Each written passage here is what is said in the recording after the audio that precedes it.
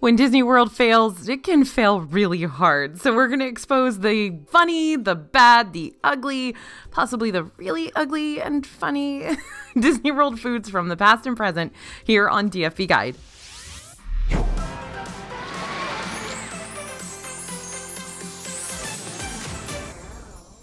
Hey everybody, it's AJ for Disney Food Blog. Now, the DFB team and I love to eat our way around Disney World. It's not just a job, it's a passion. But for all the great food experiences, there have been some seriously heinous ones too. So today I'm going to cover the different times Disney World has done us dirty and seriously fooled us into eating something that just did not work. Okay, we're going to start with the Squid's Revenge at Be Our Guest restaurant in Magic Kingdom. Tasting our way around the 150 plus snacks that were released for Disney World's 50th anniversary hasn't just been a good time, it's also been a major challenge. Did we find fabulous desserts and snacks that blew us away? Absolutely. Did we also find tentacle drinks that made us question our life choices leading up to this point? Also, yes. But I'm getting ahead of myself. When the 50th anniversary kicked off in Disney World, the Beauty and the Beast themed table service restaurant, Be Our Guest restaurant, added nautically inspired items to their menu. Now, yes, this feels random, but it actually makes sense. The reasoning behind it pulls from Magic Kingdom history. Before the new Fantasyland section of Magic Kingdom was ever a thing, this area of the park held a 20,000 Leagues Under the Sea attraction that operated from 1971 through 1994. Please drop a mic in the comments if you remember it. The new Be Our Guest menu offerings are a tribute to this defunct attraction. And yeah, that's cool, but the options they released don't just look fishy, they taste fishy too, and not in the high quality seafood way. Now, the real standout 50th anniversary item here, and not in a good way, is the Squid's Revenge mixed drink. This alcoholic beverage is a michelada with a salted rim, garnished with charred octopus and cucumber. Sorry, what now? Charred octopus in my mixed drink? Yeah, that's a very prominent flavor in this concoction. If you're a Bloody Mary fan of the drink, not the mass murderer, then you might want to order this just to check it off your I tried it once and never have to again list. But that charred octopus garnish is really hard to find appetizing. It's cold and it's chewy, almost like a fisherman found it washed up on the beach weeks later and was like, bet we could use this part for something. And we're also going to talk about the Captain Nemo octopus. This dish is a seaweed salad with cucumber, pickled beets, hearts of palm, tapioca crackers, beet mousse, and carrot ginger silk. This isn't necessarily a failed plate per se. I think a certain type of audience would really like the mix of ingredients here, especially those who love all things seafood.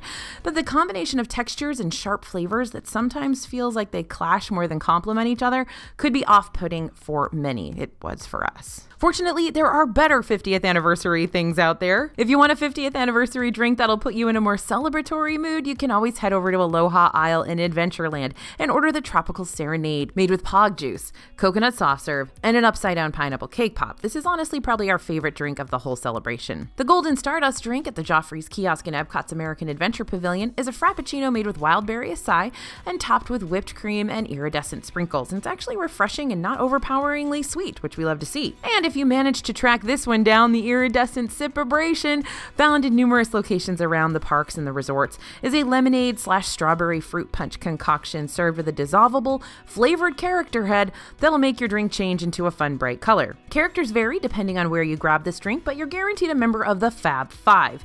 These non-alcoholic beverages are at several lounges and table service restaurants around property, but they do sell out frequently, so don't be caught off guard if you see it on the menu, but you're not able to actually order it. For even more 50th anniversary snack and drink recommendations, check out our Top 50 video, which took a long time to record, featuring our favorites that we tried at the start of the festivities. Just keep in mind that these 50 anniversary treats occasionally rotate out, so you want to look at the restaurant menu ahead of time to make sure the offering you want is still available. Okay, next let's talk a little bit about snacks with super overpowering flavors. There's nothing wrong with bold flavors. The problem comes from too much of a certain flavor that overpowers everything else. Take Vivalli Il Gelato's maple bacon cannoli that we tried back in February, for instance. I'm all for combining sweet and savory flavors to create a tasty snack hybrid, but this bacon-wrapped cannoli filled with maple bacon-flavored cannoli cream was super pork-heavy. We're talking bacon on the outside and more bacon chunks on the inside, which overpowered that sweet maple. This cannoli was kind of an outlier situation. The other ones, like the dulce de leche cannoli and the Snickers cannoli, follow through with sugary expectations. They're sweet and creamy and flaky and a little messy drippy when you eat them outside, fair warning. And then there was the infamous sea turtle cupcake that was released at Restaurantosaurus in Disney's Animal Kingdom for Earth Month in 2021. There were a lot of flavors that were supposed to be going on in this cupcake. There's graham cracker, key lime, guava, vanilla. But what overpowered all the other flavors was that giant sea turtle gummy on top of this treat, which was a strange flavor combo of peach and spearmint. It was cute, but I probably wouldn't put minty and fruity together in gummy form. But hey, we are all for pushing the envelope. So what's out there now that has a nice balance of flavors you can get? Well, if you're looking for a weird dessert flavor combo that you can brag about eating to your friends and family, I'm going to have to recommend the new Salt and Straw ice cream shop located on the west side of Disney Springs. Flavors rotate out a lot here, but you're bound to come across a relatively bizarre flavor that you won't find in your regular mom and pop ice cream shop back home. You might try pistachio rose water with strawberry mochi, strawberry honey balsamic with black pepper, or the salty donut guava with cheese. The fact that they can come up with these flavors and still somehow pull them off blows my mind. And I've told you before, I had the Thanksgiving turkey ice cream flavor, and it was really good. So still looking for that perfect balance of bacon that doubles as a dessert? Westward Ho in the Frontierland section of Magic Kingdom has a candied bacon skewer that'll provide you not only with a thick cut of juicy bacon, but also a nice sweet brown sugar coating, plus a side of chips. This is one of those ones that I kind of get in secret sometimes. Like, I don't review it and I don't expense it, I just want it.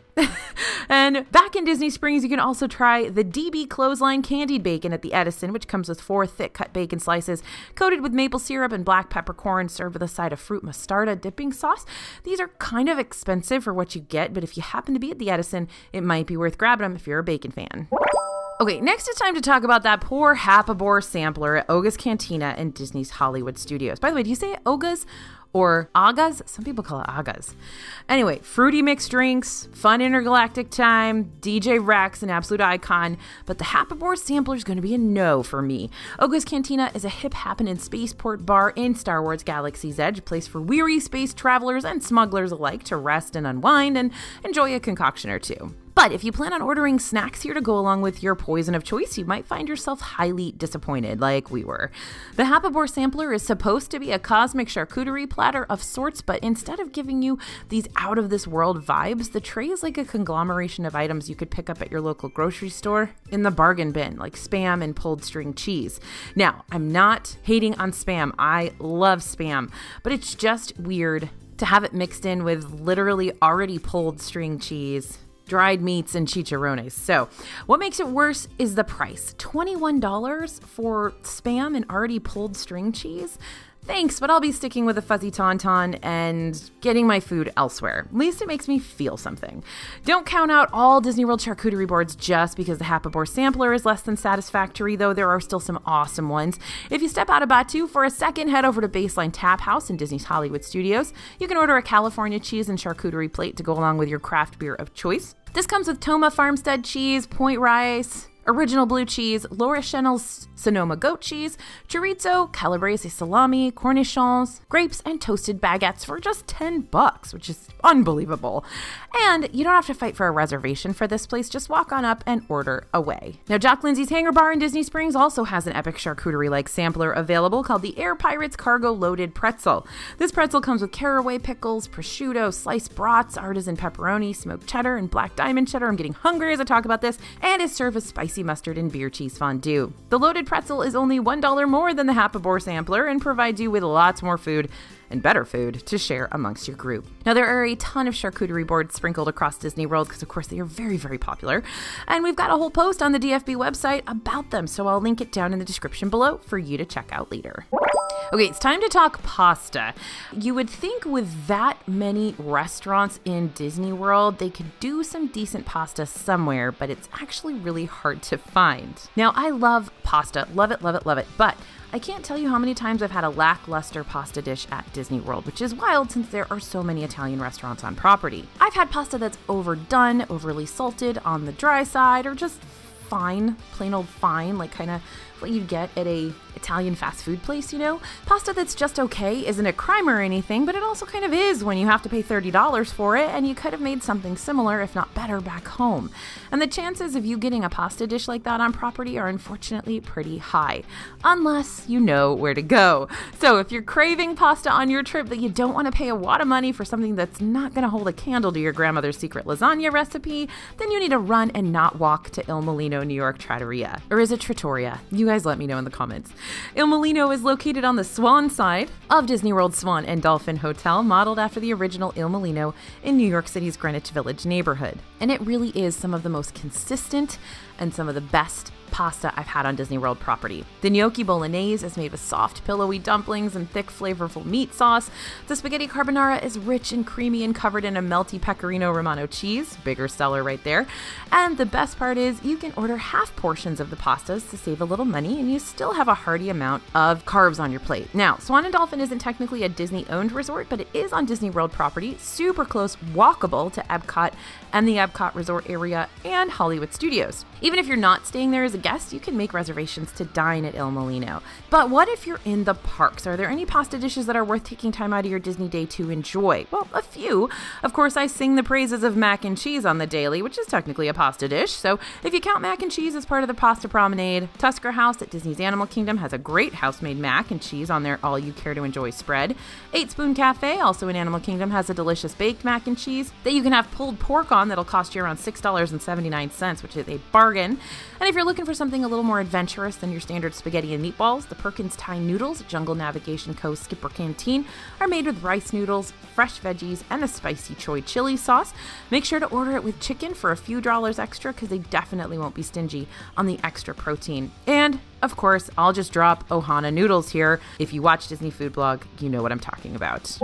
Okay, staying in the Italian family, let's talk about those pizzas from Pizze Rizzo at Hollywood Studios and Pizzafari at Animal Kingdom. I know I riff on poor Rizzo the Rat and his honest pizza work, but as far as chef rats go, Remy set the bar pretty high. Now, granted, the super puffy personal pizzas here that look like an inflatable hot tub for grease can still be enjoyable in a sense. After all, pizza is pizza, dough is dough, cheese is cheese, etc. But I think my real beef with this place stems from the fact that I thought it'd be better than its predecessor. Before Pizze Rizzo entered the Muppets Courtyard area, the building used to be Pizza Planet. And I'm not talking about the cool Pizza Planet that's featured in the first Toy Story movie with the rocket-shaped claw machine and alien-shaped soda dispensers that vomit your drink into your cup. Sorry, I could have probably worded that better, but that's literally what they do in the movie. I'm talking about a pretty blah storefront loosely based on the Toy Story location and named Pizza Planet just because it sold pizza. So when Pizze Rizzo took over in 2016 as another pizza place, I thought, okay, I know this is a Muppets character based off a rat we're talking about here, but maybe, because the Muppets are great and maybe they'll do a really good job with this pizza. And although the overhaul of this quick service did turn out a lot cuter, atmospherically speaking, the personal pizzas did not change. They still have that same Mark Summers endorsed pizza machine like conveyor belt back there making the same pizzas. So fool me once, shame on me, fool me twice. Nah, I don't want to shame Rizzo the Rat, he's still my bud. So where to now? Where can you actually find decent, if not really good, pizza on Disney World property? In my most recent video where I talk about all the things I just learned about Disney World, I mentioned my new favorite place to grab a pizza, and that's the signature restaurant Amare at the Swan Reserve Hotel. Amare's got a selection of flatbreads inspired by the Mediterranean region. My personal favorite, though, is the signature Amare flatbread made with leek, potato, lardon, roasted black pepper, and Gruyere. But you can also order other options like the La Vegetale, the La Margarita, and the La Sopressata, but why would you? Just get the Amare. It's really, really good. Epcot also has a variety of top-notch pizza offerings like the Via Napoli table service or the Pizza El Taglio to-go window, both in the Italy Pavilion. And when those pepperonis curl into crispy cups, you know that place means serious pizza business.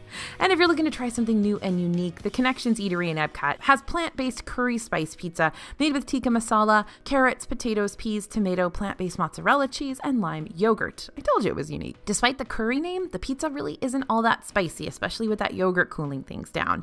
This definitely isn't an option of choice for less adventurous eaters, but the combination of flavors makes it one of the better quick service pizza options on Disney World property. By the way, the yogurt is in quotes, of course. Okay, now are you ready for a food fails? I'm trying to think of a word that starts with F that means journey, but I can't. So I'm just going to say food fails journey. There are a lot of Disney World food fails that haunt us for years on end, going down in infamy as the greatest and most hilarious food fails of all time. Now, a lot of these foods are no longer in the parks, and I think it's only fair we bring them back into the spotlight for a second for a brief and shocking trip down memory lane. First up on our tour, we got the 2017 Ursula cupcake from Sunshine Seasons in Epcot. Now, this cupcake was released around the Halloween season, but what was truly spooky was the texture. You're familiar with Violet Beauregard from Willy Wonka and the Chocolate Factory, right? The girl obsessed with chewing the same piece of gum. Well, the texture of this cupcake reminded me of what Violet's gum probably felt like. And it was literally bubblegum flavored, like a bubblegum flavored dessert. I don't know, a lot of kids' medicine is flavored with bubblegum, but this did not work. Fortunately, this is a rare miss for Sunshine Seasons Bakery case. Currently, I'm ecstatic with Sunshine Seasons because they brought back my favorite turtle brownie that I'd been missing for so long. That huge, thick layer of caramel, those pecans, and a chocolate brownie. It totally makes up for the Ursula upset. Next, we've got the 2019 Space Sandwich. This barbecue pork sandwich was featured at the Old Liberty Inn restaurant at the American Adventure Pavilion in Epcot, back when Guardians of the Galaxy Awesome Mix Live was performing on the America Gardens Theater stage. And there's nothing wrong with a barbecue pork sandwich unless it looks like it's literally moldy, thanks to the blue swirly dyed buns. More on Disney's obsession with the blue color in just a second. The sandwich's flavor was fine, but it was really hard to get past that feeling of, oh my gosh, this bread's gone rogue. I'm literally in the process of giving myself food poisoning by eating it. But a lot has changed about the way Epcot handles barbecue now. Liberty Inn is no longer part of the American Adventure Pavilion. Instead, it's been replaced by Regal Eagle Smokehouse, a quick service restaurant that celebrates the regions of American barbecue. Plus, it's inspired by Sam the Eagle, and this Muppet knows how to celebrate America with good dry rub pork ribs, beef brisket sandwiches, and half-smoked chicken. Take notes, Rizzo, take notes. And the last stop on our tour here before I drop you off at the gift shop like all good tours do is the Poor Old Pumpkin Pretzel that released in 2019 at Thirsty River Bar and Trek Snacks in Disney's Animal Kingdom. Bless its heart. This poor thing tasted pretty good, but it looked nothing like the picture had advertised. And as much as I love plastic cheese, that's what the pumpkin icing looked like. And that's not the prettiest picture in the gallery by any means. We haven't seen the pumpkin pretzel in Disney World for a while, but that doesn't mean Disney doesn't have a variety of different soft pretzels you can order that aren't just the Mickey-shaped ones. Though some may argue that everything tastes better Mickey-shaped. On occasion, you'll be able to grab a warm cream cheese stuffed pretzel from the lunching pad in Tomorrowland. That pepper jack pretzel from the Magic Kingdom churro wagon also pops up every now and then for a little pretzel variety. And if you're looking for pretzels that cross the dessert threshold, the Norwegian Kringle from Kringle Bakery Odd Cafe in Epcot is a pretzel-shaped pastry that comes with your choice of topping, cinnamon, almonds, or chocolate. Now, I told you I was going to drop you off at the gift shop. We've got one more point on our list here, but before we wrap up, remember, you can order not only our DFB Guide to Walt Disney World Dining 2022 at dfbstore.com, but you can also browse through our inventory of other super helpful guides that center in on Epcot festivals, holidays, or snacking around the parks. If you type in the code YouTube before you check out, you'll receive a discount on your overall purchase. Now, the last thing we want to talk about today is Disney's obsession with all things blue. Okay, we get it. Blue is a beautiful color. There's nothing quite like a clear blue sky walking through a bright blue body of water. And you know, the Blue Man Group pulls off the look quite nicely. But I can't tell you how many times I read the description of a new snack or food and think, wow, this sounds great. And it turns out having blue dye number 5 added to it in copious amounts. Or in the case of Disney cocktails, blue curacao. I've had blue icing on cupcakes, blue and shimmering mixed drinks, blue cookie dough Dole Whip, and even blue shrimp aboard the Galactic Star Cruiser. And the blue isn't necessarily a food fail because many of these treats still taste great. But after a couple rounds of blue foods and drinks, I start to feel like a Smurf, and my tongue is stained blue, my hands are stained blue, some parts of my shirt are usually blue. Might as well join Pandora as one of the Na'vi. So let's say you don't want to be blue. Well, Disney World prides themselves on making snacks that don't only taste good and interesting, but also look good and interesting. But that doesn't mean their foods that don't use artificial dyes and edible glitter aren't just as good, if not better, than the spruced up ones. For example, cheeseburger steamed pods at Satuli Canteen in Disney's Animal Kingdom. So good, so savory, great for kiddos and adults alike. And the Pongo Lumpia at Pongu Pongu in Disney's Animal Kingdom is a pineapple cream cheese spring roll that looks unassuming but packs a satisfying sweetness and a unique flavor that's good for breakfast or a mid-afternoon snack. So yeah, Disney World food isn't always perfect. Then again, what restaurant ever is? But we take on these food fails so you don't have to. It's a worthy sacrifice for sure. But don't fret, you can't talk about the bad and ugly without also talking about the good, right? So for every bad Disney World food experience, there are about a dozen other foods we did enjoy. So that's why we gave you some of those really, really great recommendations today too.